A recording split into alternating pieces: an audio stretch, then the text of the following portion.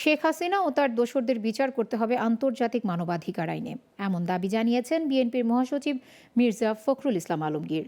বৃহস্পতিবার নয়াপল্টনে অবস্থান কর্মসূচিতে তিনি এ দাবি জানান। এ সময় অন্যরা বলেন, হাসিনা সরকারকে নানাভাবে মদদ দেয়া ও অর্থের যোগানদারদেরকে খুঁজে বের করে আইনের আওতায় আনতে হবে।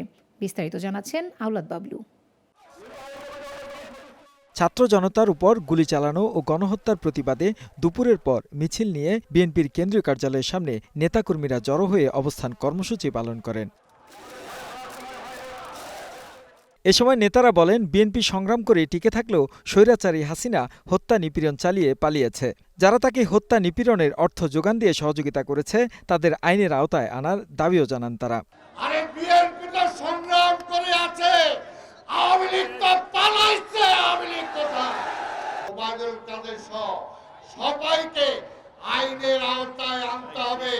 তাদের কাছে চুরির মাল, ডাকাতির মাল উদ্ধার করে জনগণের আমানত জনগণের কাছে ফিরিয়ে দিতে হবে।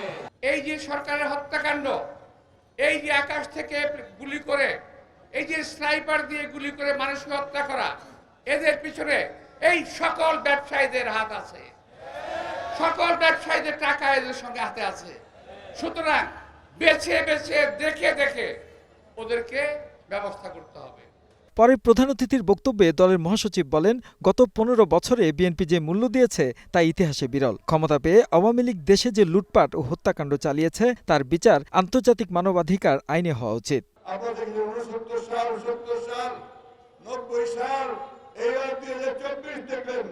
এই দেশের মানুষেরা কিভাবে জ্বলে উঠতে পারে, ফুঁসে উঠতে পারে, গর্জে উঠতে পারে, তখন কোন শক্তি তাদের কাছে দাঁড়াতে পারে না। যারা এখনো বাইরে আছেন, এদিক ওদিক করছেন, তারা একবার দেখবেন গতকাল প্রবল প্রতাপশালী আইনমন্ত্রী, প্রবল প্রতাপশালী উপদেষ্টা সালমান রহমান কি অবস্থায় তাদেরকে নিয়ে গেছে কোর্টে।